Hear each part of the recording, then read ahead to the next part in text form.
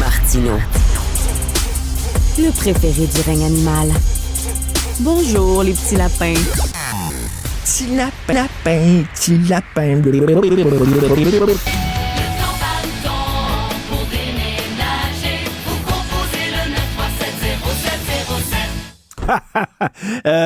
Tantôt, Stéphanie me disait qu'elle a déménagé 14 fois en 10 ans. Moi, j'ai pas ce record-là, mais je déménage souvent. Je veux pas faire de publicité, là, mais moi, j'ai tout le temps fait affaire avec le clan Panton, puis c'est un super service, puis j'adore, pendant que je déménage, après ça, jaser aux déménageurs. Ils ont tellement des histoires incroyables à raconter. OK, puis t'apprends plein de choses. Premièrement, un petit conseil d'amis. Arrêtez avec la pizza. Ils sont écœurés. OK? À chaque petit déménagement, c'est la pizza. Pouvez-vous, s'il vous plaît, arrêter? L'autre jour, qu'est-ce qu'on avait? Je pense que c'était des sushis qu'on leur avait achetés. Les gars capotaient, Christy. Ils disaient, enfin, pas de pizza. Fait arrêtez avec la pizza. Bon, mais ils ont tout le temps des histoires incroyables. Alors, on a Pierre-Olivier Cyr, propriétaire de déménagement, le clan Panton. Salut, Pierre-Olivier. Ça va bien? Oui, puis, t'en as mangé de la pizza? Ah oui, non, pas mal, mais moi, je suis pas tant sur la route. Je suis dans les bureaux, mais quand on en commande pour les gars, on en commande pour le bureau aussi, en général. Ils sont un peu écœurés de la pizza. Ah oui, très, très, très. Puis il y en a beaucoup qui font du diabète, ça fait qu'il faut se calmer là-dessus aussi. Écoute, donc, le 1er juillet, bien, oui. On est-tu la seule place au monde où tous les déménagements quasiment se font le même jour?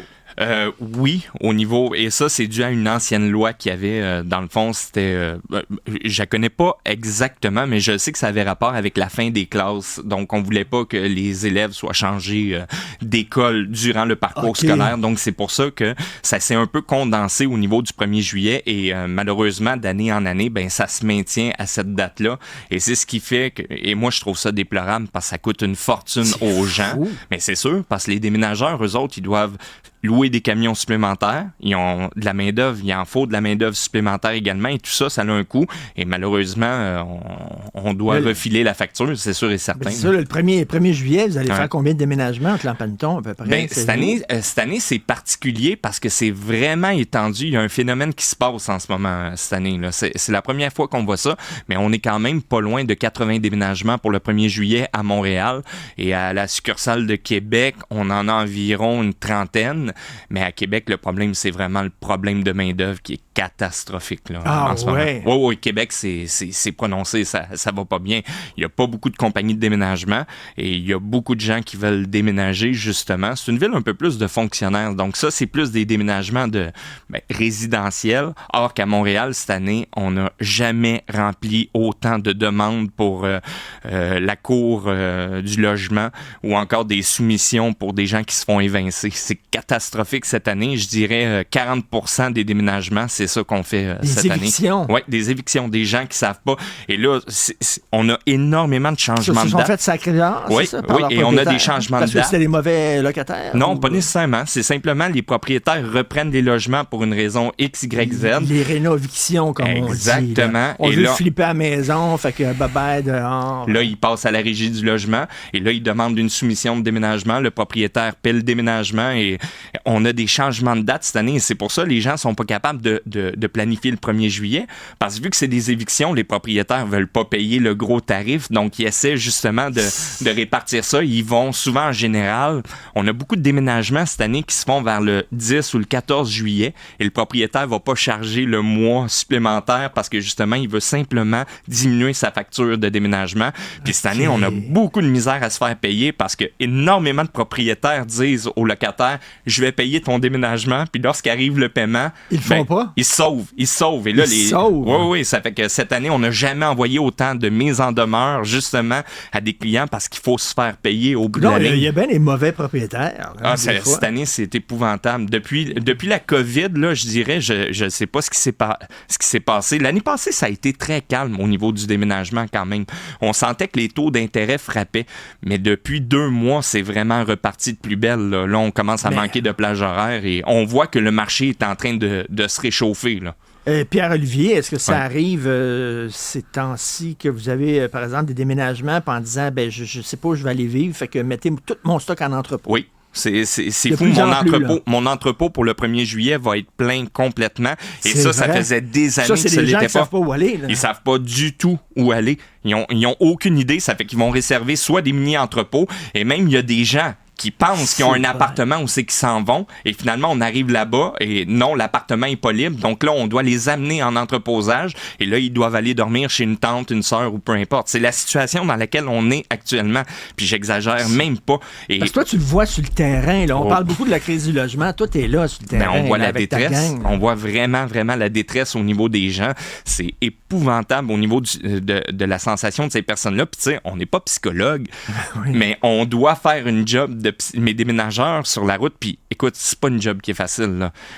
C'est épouvantable. Surtout à Montréal, là, on en parle en ce moment, là. S'il y a une piste cyclable, des fois, il faut se parquer 3 coins de rue plus loin, puis ça coûte 3 fois plus cher à la cliente. Non, je reçois des tickets. Attends, tu te promènes avec les boîtes, puis les frigidaires, puis sur la rue? Ben oui, j'ai pas le droit de me stationner. Puis les permis, puis ci, puis ça. Puis des fois, on a les permis, puis ils nous donnent des tickets, mais ils donnent pas aux déménageurs. Peut-être qu'ils ont peur d'eux autres, ils sont un peu trop gros. Mais on les reçoit par la poste et on en reçoit, je dirais, peut-être 3-4 par semaine, facilement. Ouais, exactement. C'est le chaos complètement. Donc, tu sais, les gens sont perdus un peu et ce qu'on voit beaucoup, c'est énormément de personnes qui quittent l'île de Montréal. Au niveau résidentiel à Montréal, là, les propriétaires, eux, s'en vont complètement de Montréal.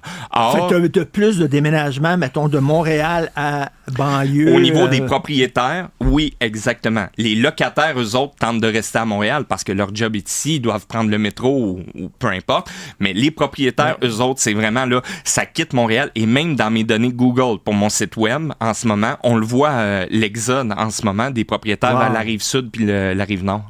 Écoute, Pierre-Olivier, tu le croiras pas, mais j'ai déjà, tu sais, que j'étais jeune, j'avais besoin d'argent, puis j'étais déménageur. Mon oncle était déménageur. Est-ce que tu cherches encore une job? Parce que j'ai de la place pour le 1er juillet. Non, mais pour vrai. Tu sais, j'ai fait l'affaire avec les straps, là, tu sais, les grosses straps là, avec les frigos, là. Ouais. Tu sais, straps, tu sais, puis dans un deuxième, tu sais, à Montréal, en plus, les escaliers extérieurs, c'est une Christ job. Je ne dirai jamais assez à quel point j'ai du respect pour les déménageurs parce que souvent, justement, ils se retrouvent avec des douleurs. Puis dans la période de pointe du déménagement, c'est épouvantable parce qu'ils doivent faire des fois 2-3 déménagements d'affilée. C'est sûr, maintenant, le logbook, au niveau des chauffeurs, ils ne peuvent pas dépasser un certain temps pour le nombre de déménagements.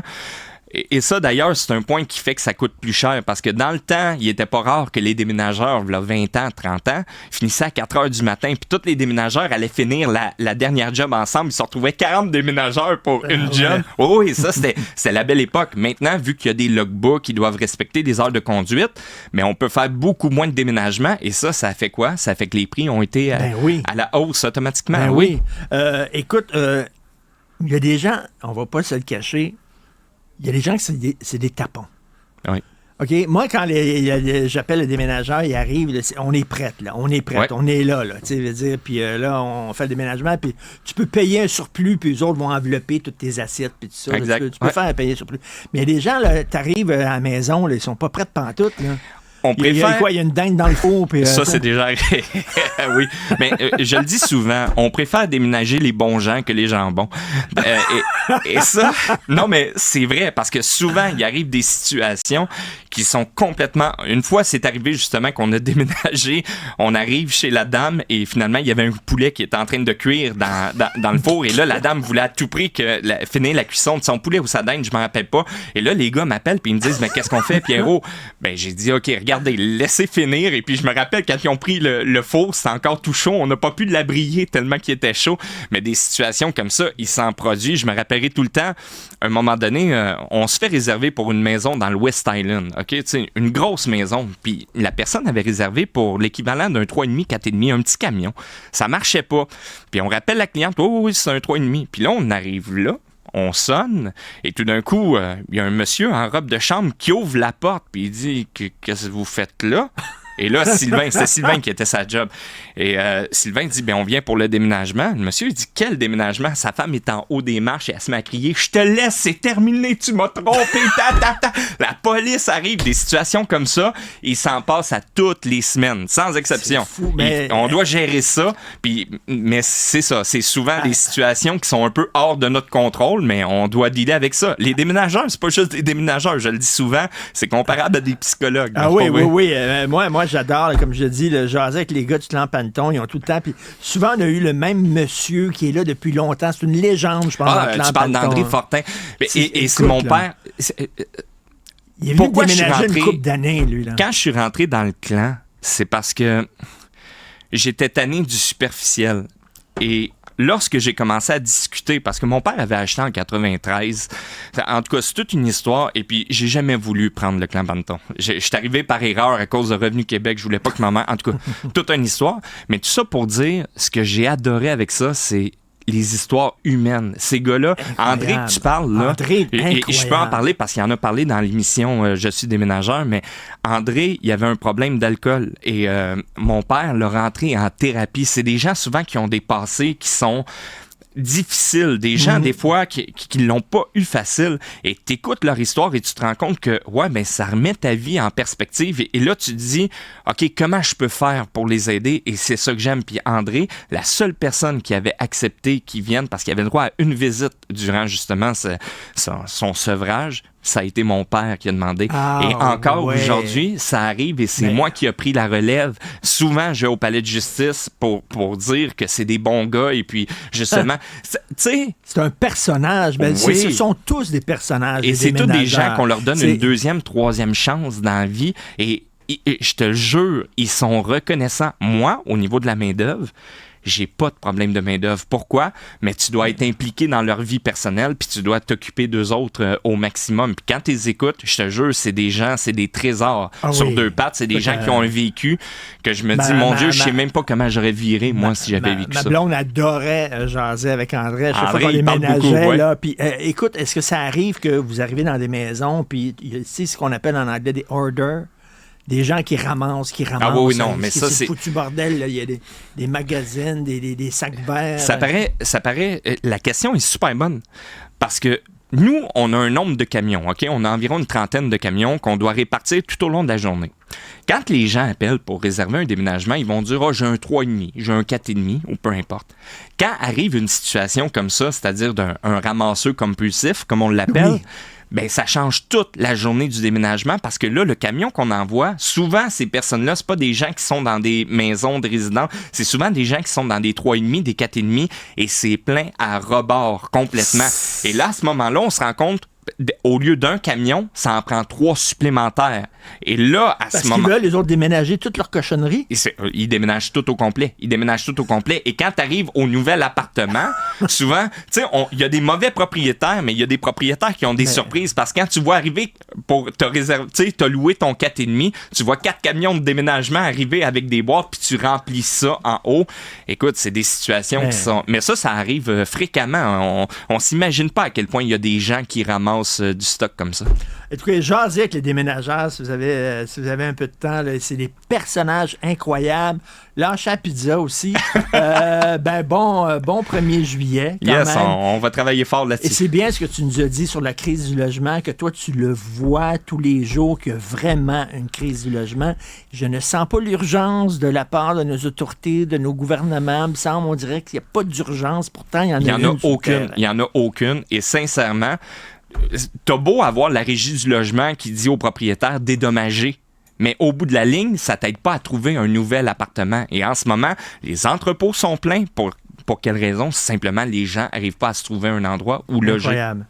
Écoute, salut ta gang. Ils m'aiment pas, ta gang. Là, parce que voyons donc, ils sont super contents quand ils déménagent. Ils sont super fins, oui, mais j'ai des boîtes de livres, mon gars. Ah là. Non, c'est pas grave. C'est lourd en Christ. Les boîtes de livres, non, c'est vrai, lourd. André m'a donné un conseil. Mets tes livres dans des plus petites boîtes au lieu des grosses boîtes parce que ça réduit le poids. Oui, c'est vrai. Merci. C'est vrai. Merci, André. OK, je vais t'écouter la prochaine fois que je déménage.